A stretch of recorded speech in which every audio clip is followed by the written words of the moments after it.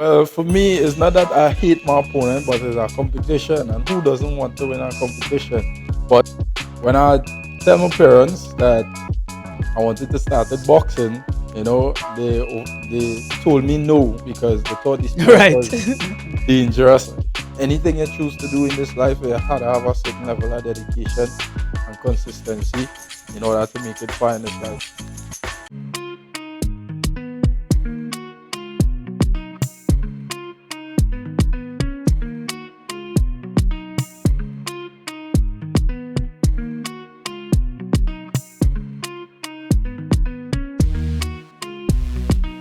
Yo, Jeremiah, how are you doing, man? I'm good on you. I'm fantastic. Fantastic to finally get this interview down, finally here with you. And I want to, I've met you already, but I still want to know a little bit more about you as a person so that not only I can learn about you, but my audience can also be inspired by your amazing story. Yes, man. For sure. For sure. So, just in general, tell the people a little bit about yourself, man. Well, again, my name is Jeremiah Thomas, 80 kgs light heavyweight boxer for Trinidad and Tobago. Um, a little bit about me. Like I said, I'm a boxer. Also, I work part time, so boxing and working as well. Wow. That must be difficult, man. Uh, yes, as a full time athlete, working and trying to be a full time athlete is tough. I wouldn't lie, but at the same time, you have to make it work. Absolutely. Absolutely. So tell my audience how you even got into boxing to begin with, though. Well, the super heavyweight boxer for Trinidad and Tobago, Nigel Paul, he had make it to Olympics, and I was watching on television at the time, and I told myself that I could do it too. And Right. from ever since then, from 20, well, what 15 or 16, the journey continues, man. I see. I see. So I see you were inspired by somebody from your country, so inspired by somebody who was doing something that you wanted to do, and then you got into it. But I know it's not, Mhm. it could not have been that simple, just seeing somebody doing something and copying them. So tell me about the journey. Take me behind Sure. the scenes. How did you actually, get into the ring, actually become a boxer? Well, at first, like I say, I got inspiration from Nigel Paul, and when I actually started talking to him about it, joining, I was still going to school at the time. And when I tell my parents that I wanted to start at boxing, they told me no because they thought the sport Right. was dangerous. And when you have a loving mother who cares about you, she wouldn't want to see she child get Right. hurt or anything like that. And I started doing it behind the back, like hiding and doing it. Wow. Yeah. And when I had turned 18, I had come back and tell them, well, I was boxing for so long. And I was a little bit disappointed at the time because I was hiding and doing it. But, from all the success showing them from since then to now, they finally got a little bit comfortable with it to allow me to actually do the sport. And from since then, the support was great. Beautiful, beautiful. So outside of I guess the fear of your parents, what are some of the biggest challenges you faced in your journey so far? Well, at first, I would say in the process, making it to the national team was one of the hardest things because I've been boxing for 8 years and only 2 years ago I had made it to the national team.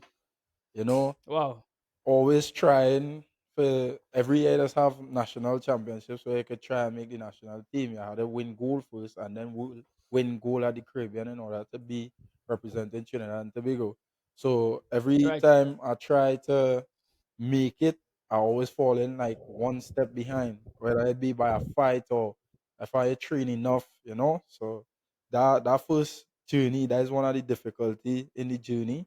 And now that on the national team and I got older and I finished school and stuff, like I say, working on boxing is very hard, where you have to support yourself financially.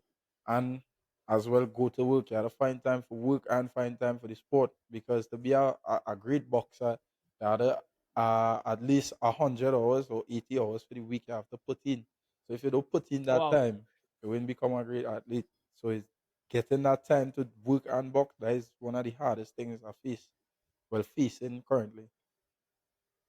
Absolutely, and that makes a lot of sense, man. Yeah. So then, what is a typical training day like for you then? Well, a typical training day starts early in the morning, around 5, sometimes 6 o'clock in the morning, where there will be a run, if not a run, where I do a a cardio session where it would involve Hmm. running with like sprints and stuff like that. Just for about an hour, a short training session, but more for endurance and for explosiveness. And then we say if it's closer to competition, sometimes we might train 3 times a day.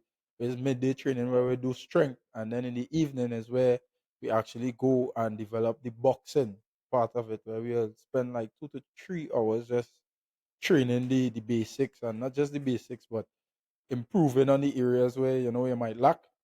So yeah. Got you, got you. So, all right. So that you already spoke about the mental, the sorry, the physical training. But what about the mental training? Because I know a lot of sports at that high level Yeah, is really about the mental and true. whether you are mentally prepared. So how do you get yourself mentally in the zone before a fight? Well, it's about routine. So Okay. when you now start a box or when lie, no matter at what level you reach, because right now I'm at, I would say, competing at one of the highest levels. So it's Hmm. about finding a routine that suits you. So before I fight, I listen to like music, or if not music, the routine where you do while you train is what you would want to use before a fight, because you wouldn't want to go in a fight and then try a different routine then and there. It would, it could cause a bad outcome. So we try to stick as close to the routine, like how we warm up and how we stretch and stuff before we train into the fight. Got you. Got you. Mm. Okay, now you have prepared for the fight. Everything has gone to plan. Yeah, You into the ring now, right? And this guy is coming at you. You know, this guy is ready to put some blows on you. yeah. How what goes through a boxer's mind when he's actually in the ring? Well, for me, when I actually go into the ring, to be honest, like I said, I'd be super nervous, because in amateur boxing, it doesn't really know the opponent you're going up to, like going up against. When close to the fight, or even the day of the fight, that is when you just find out which country or the person you're going to fight. So sometimes you can get a hard fight or an easy fight, or depending on the person you're fighting. You really never know. So it's a random thing. So it has be extra nervous when I in the ring. I just be extra nervous. But from the time the bell ring, and it'll just be like you enter in a different zone, a different reality, and all the nervousness just go from your mind, and it'll just be you focusing, and I don't want to say surviving, but executing what you had trained for. Absolutely. Absolutely. So you're putting into practice Yeah, all the work that you would have done behind the scenes, the work that people didn't see, yeah, yeah. for sure. Yes, man. So during those critical moments of a fight, right? You told me that you do feel Mm. nervous at times, but I've always wondered uh whether a boxer must hate his opponent in order to survive or to defeat him in the ring. What would you say about that? Well, for me, it's not that I hate my opponent, but it's a competition, and who doesn't want to win a competition?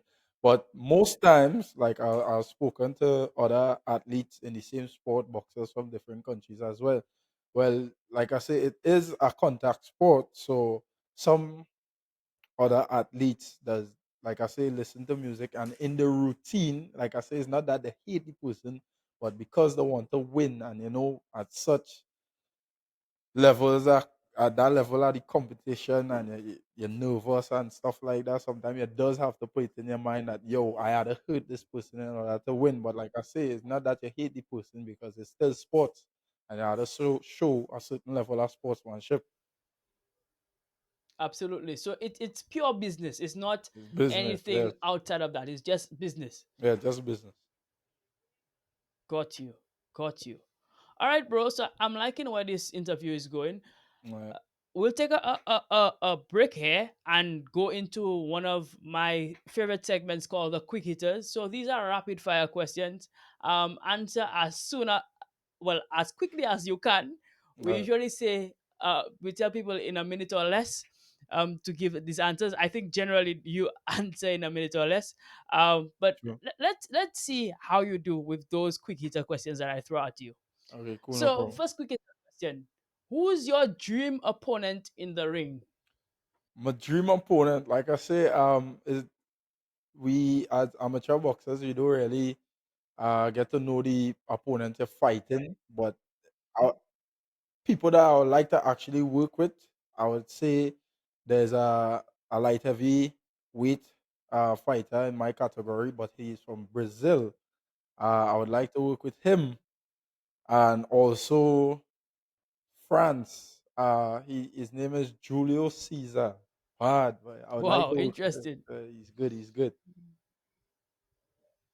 Okay, got you. What music do you listen to when you're getting ready for a fight? That's the second quick hitter question. Uh, well, it depends because sometimes I would listen to rap. It depends on the mood I am. But just a little bit about me again. I go to church. I'm a church boy, so sometimes I will listen to gospel to China, just kind of get my nerves down before the fight. Hmm. So it's between rap or gospel. Interesting, interesting. So it Mm. depends on, I guess, it depends on your mood. Whether Yeah. you want to be hyped up or calm down. Yeah, so if I a little extra nervous, the gospel let's kind of bring the gospel let's kind of bring the nervousness down, and like Hmm. for the rap, there's help with the confidence and the kind of setting the Right, mind frame away how to be aggressive and to execute any fight at that time. got you, got you. Mm. Final quick hitter question: who would you like to see on this podcast? Who would I? Well, in Trinidad right now, I could speak on other athletes, but I would like to see more boxers in Trinidad and Tobago on this podcast, man. Getting the opportunity like me. Very grateful for the opportunity to be here on this podcast. I'd like to see other young and upcoming boxers as well on this podcast, man. For sure. For sure. And like I always tell my guests, listen, if you have the contact, I can make it happen. So once you send the contacts to me, I will do my best to make it happen. Well, yeah, All for right? sure. I would keep in contact with Nakisha and the Nova team, and they could keep in contact with you as well, where I could, For sure. send the contact information from somebody at least, man. Beautiful. Beautiful. All right. Let's move on to other questions in this interview, the back end of the interview. Yeah. A young person is looking at you and dreams of being just like you. They're Mm. interested in not necessarily getting into boxing, but they want to pursue their dreams like you pursued your dreams. Yeah. What advice would you give to a young person like that? Well, to be just like me, I wouldn't say anyone could be just like you, but to be similar, I could say it's just to be dedicated and consistent. But anything you choose to do in this life, you have to have a certain level of dedication and consistency in order to make it far in this life. So for me, like I could only stick to boxing, like and talk about boxing. So for me, it had plenty ups and downs, but staying consistent and disciplined was what have me here right now. So there's nothing really specific that I could literally tell somebody to do exactly what, but because my journey and someone else's journey might be different, but it's consistency and discipline. Beautiful. I like that a lot, man. And that is true across disciplines, like you said. It's not just about boxing. Anything that you want to achieve in life, you would need consistency and discipline. And yes, any young person listening to this podcast will know that that is paramount and that is absolutely necessary for you to survive and for you to thrive in whatever field you are in. So I would agree with that 100%. Yeah. What is next for Jeremiah Thomas? What are some of the competitions and professional aspirations that you want to participate in, that you want to have as part of your career in the near future? We're not just talking long term. I know, obviously, the massive games like the Olympics and these games would be a prize for you. But what is immediately next? What is in your immediate future? Well, in the immediate, I would say there's a lot of competitions that is have in the Olympic cycle. Competitions Okay, like Pan Am Games, CAC Games, right. Continental Games, Caribbean Games. Hmm. One of the minor tournaments, which is Caribbean Games, recently got goal at that, and at OACS, got goal at OACS as well. Um, Right. these competitions is like a build up for World Games and Olympics. Those are the two major competitions that I have concerning for boxing. And if you want to go to Olympics or worlds in boxing, these are the competitions that you'll need in order to see where you're at, where you need to grow. Hmm. So participating in these tournaments for me, and actually not just participating, but going out there and performing my best, and hopefully bringing back a medal, hopefully gold. But yeah, those are the steps that I would say in the near future for me. Beautiful, beautiful. And I watched you at the OACS Invitational, and you looked really good. I can tell you that. You, I watched. Well, I watched the fight on, when was it? Was it the Sunday night or the Saturday night? This Saturday night, And right? you looked really good, man. And for sure, I hope that you. Well, I know that you stay dedicated. I'm not worried Right. about your dedication. What I do hope is that you stay healthy, because I know, like you said, this is a contact sport. Things do Mhm. happen. But True. I do hope that you stay healthy and continue pushing on in that regard, man. Thanks, man. Appreciate it. For for sure, for sure. All right, bro. Every athlete wants to achieve certain things when their career is at its end. Mhm. What would your legacy be, or what would you like your legacy to be when it's all said and done? Well, in Trinidad and Tobago, there are certain medals that wasn't brought home in the sport, Hmm. and I would like to be the first to do it and actually get myself down in history, like my my brethren, good friend Nigel Paul. He was the first athlete in the Caribbean to bring home a world bronze medal in the Caribbean and for Trinidad and Tobago. So it's for me to follow in his footsteps and do much better by actually going for gold or silver and actually medaling or winning a fight at the Olympics. So it's for Absolutely, history. absolutely. So you want to be a history maker A in that history. regard? Yes, man. For sure, for sure. So okay, but I know that there's a process, and you would need some support, not just from your family or immediate family, but wider than your family, in terms of True. governmental support. As an athlete, I want you to speak and tell us, what does the Caribbean need so that we can advance the sport that you're in, or sports in general? Well, back in the day, it used to have plenty boxing, like plenty boxing. Well, I could speak for Trinidad. I can't really speak for the Caribbean much. And as time progresses forward, I started to see many great athletes. I would even say some of the athletes was better than me in the sport, and they leave because of life. When they're facing certain things, and Right. just having that, one of the major reasons for that is finances. So just having that financial support as an athlete, and not just financial as well, but our mental support, because at the day and age we're living in, I would be a great push forward for the athletes in Trinidad and Tobago, and I would say in some of the Caribbean countries as well.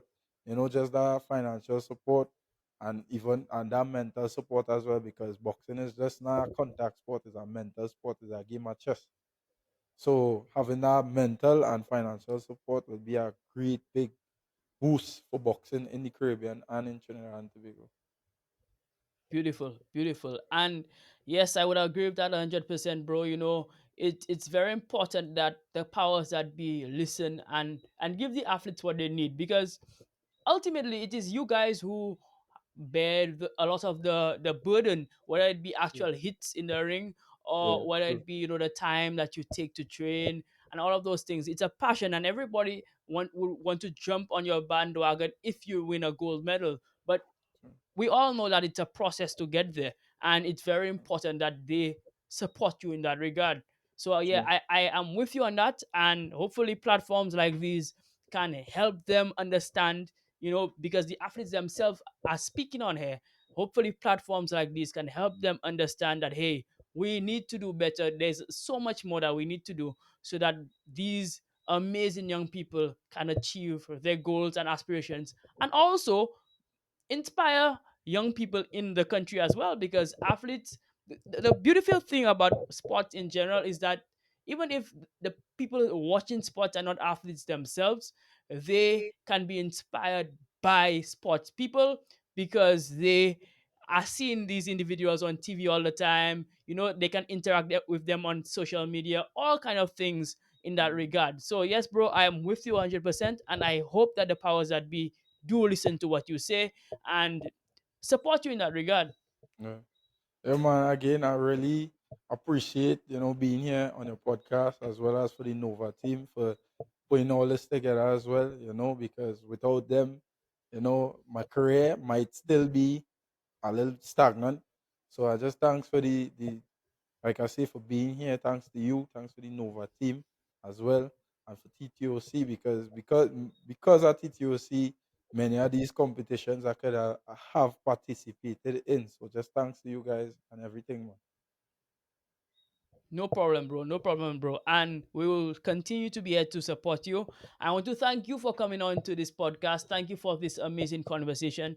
You know, it it always surprises me how quickly these conversations go. They often say that time flies when you're having fun, and this was indeed fun. And to thank you for coming on. Thank you for coming to share your story, and I hope somebody's inspired by you. Yes, man. Again, For thanks sure. to everything, man. No problem.